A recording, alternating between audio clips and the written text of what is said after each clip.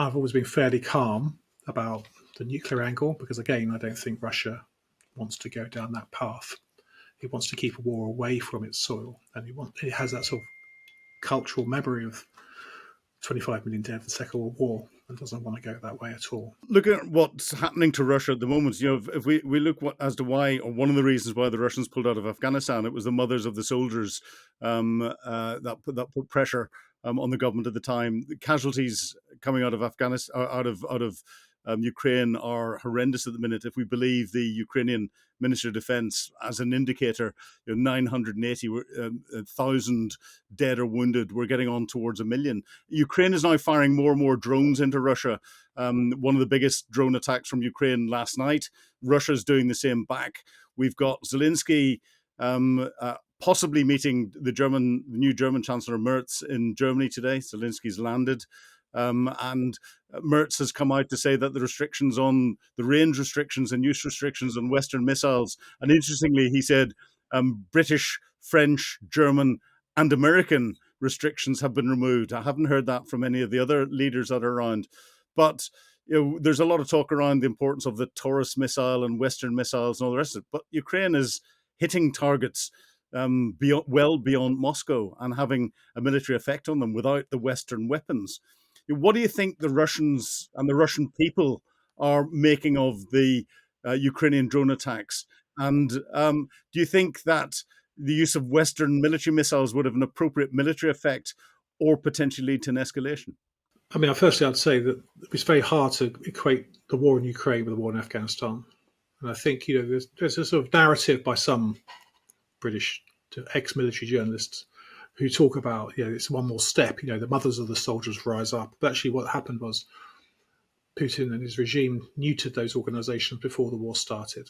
So they'd been declared foreign agents or they'd been marginalized and closed down. So I think the difference is that the presidential administration or the Russian government has been quite carefully managing the war in terms of knowledge of casualties, knowledge of how it's going, and preventing soldiers coming back into society at large numbers so far by keeping them in the field. So the past is not prologue necessarily.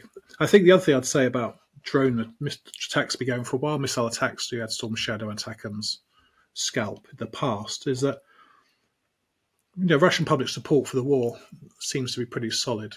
Now, I mean, there's lots of academic arguments about whether you could actually point to say, yes, these means that the Russians are supporting or not supporting it. But I think if you look at the trends, I think the numbers of Russians who are either support it, hardcore nationalists, or who are sort of acquiescent towards it, outweighs those who are hardcore against it.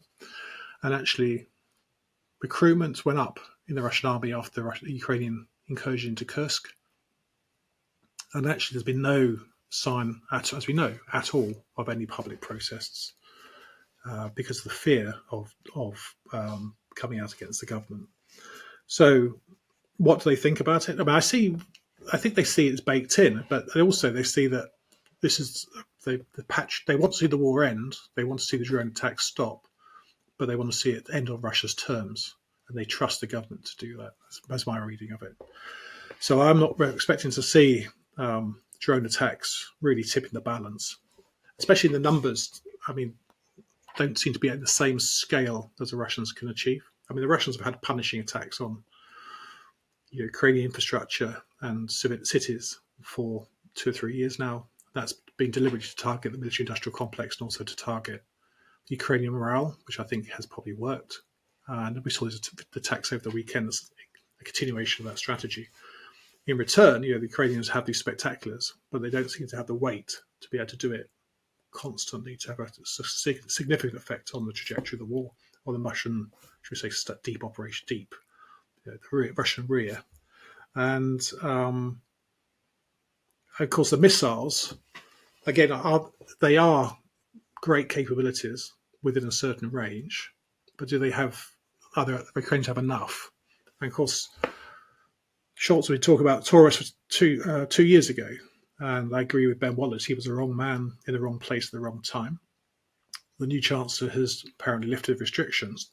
The problem is, in the meantime, the Russians have dispersed. They've got a better camouflaging, and they've improved their air defences and their electronic warfare. So in this sort of cat and mouse battle between offence and defence. I don't expect to see these long range missiles have quite the effect they had maybe a couple of years ago. Well, it's interesting, knowing the Germans. I'm sort of asking the question myself as to whether they're concerned that it would not prove as effective as they believe it is if it's flown against modern electronic warfare and Russian air defense systems. So that's one of the reasons why they're holding back. But that's purely me speculating, having lived in Germany and worked with them beforehand. Yeah, so we had the same discussion about. Sorry, we had the same discussion about Storm Shadow. Is that Storm Shadow's effectiveness was very good, and then maybe the Russians did these things, and then there was countermeasures to adapt to those changes. So I think that's been going on. But again, I don't think there's many Storm Shadow left. I don't think there's many Scalps left. I don't think there's many Attackams left, because I think they haven't been supplied in large numbers, irrespective numbers of German missiles. And I think the second part of your question was, is it going to exacerbate the situation? And I said to somebody else, Russia's been murdering Ukrainians, civilians in their cities for 3 years, over 3 years now. Russia entered this war, as Bomber Harris once said, with a sort of strange misapprehension that they could bomb Ukraine, Ukraine can't bomb Russia. The difference is that Ukrainians go after military targets or dual-use targets, whereas the Russians go after sort of indiscriminate bombing of cities.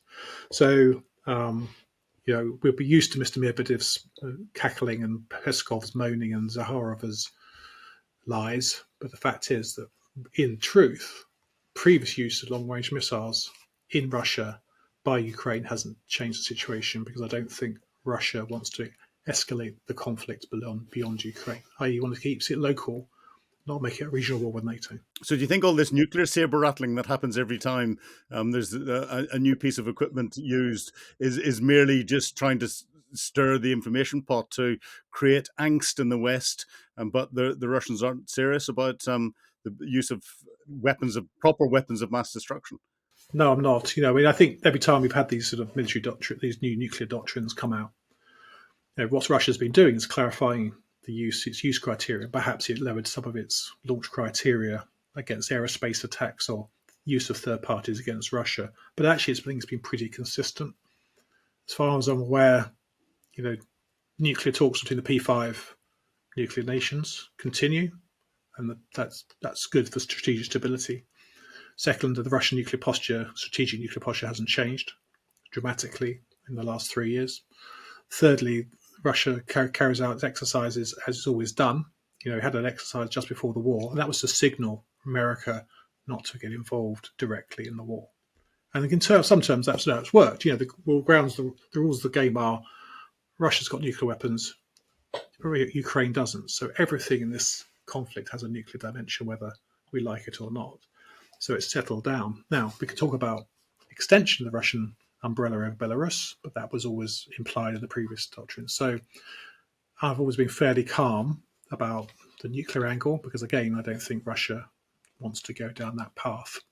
It wants to keep a war away from its soil, and it has that sort of cultural memory of 25 million dead in the Second World War, and doesn't want to go that way at all.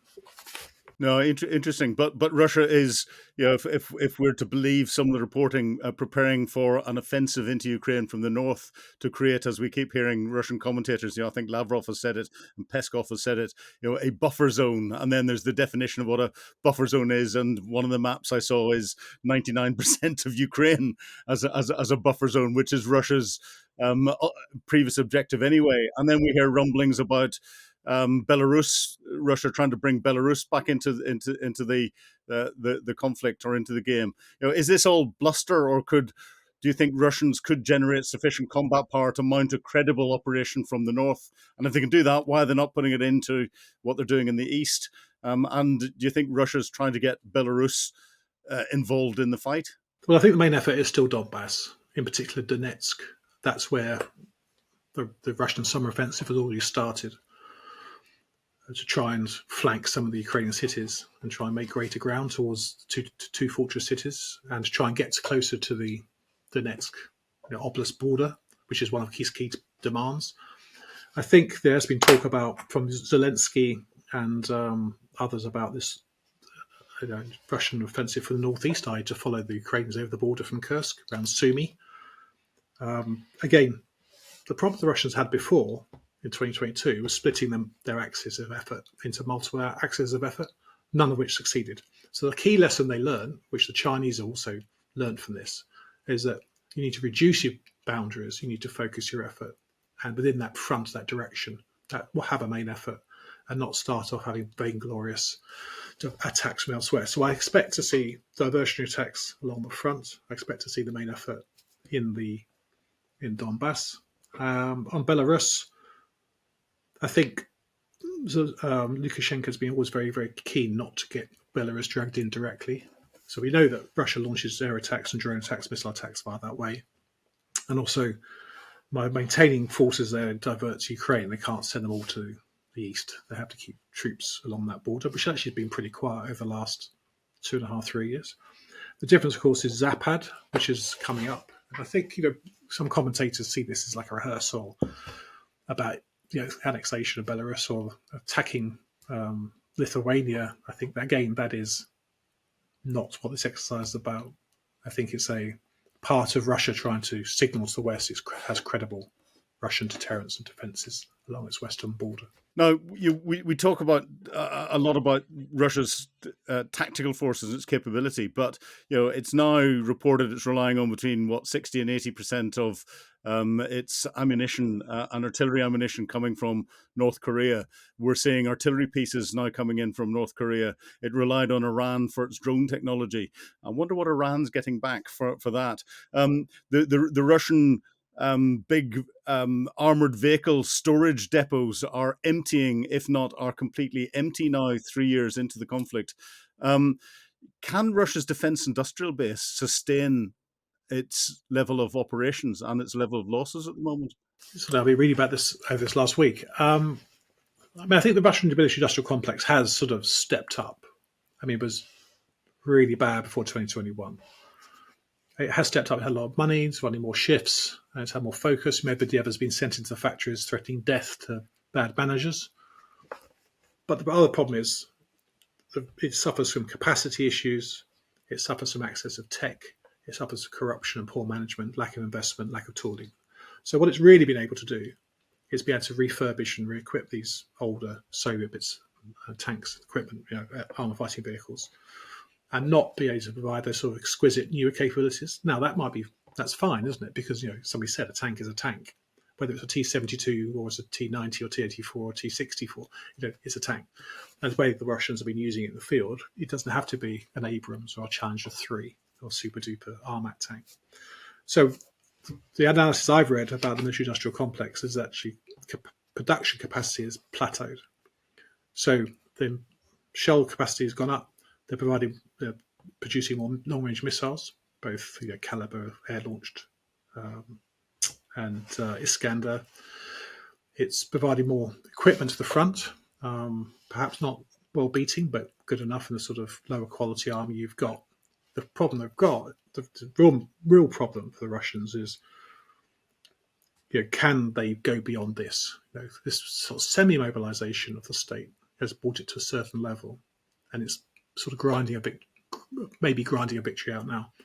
But to go to reconstitution, you're going to have either massive investment, massive enlargement to replenish all this stuff that's been lost, or you have to pick some certain key areas and just ISR, C2, EW, drones, missiles, and the rest of it will have to be sort of, should we say, older generational stuff. So I think that's a big issue. But at the moment, I think the use of North Korean shells and missiles and the Iranian tech.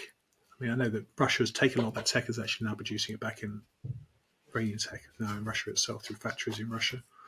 So we have seen adaptation, and the drone gap has closed with Ukraine, and I think Russia's got a missile advantage, considerable missile advantage and drone advantage, strike drones now over Ukraine. You've been watching Frontline with me, Philip Ingram. If you'd like to be amongst the first to get exclusive content, please subscribe to Times Radio membership at the link below.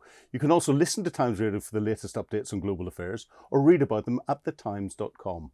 Thank you.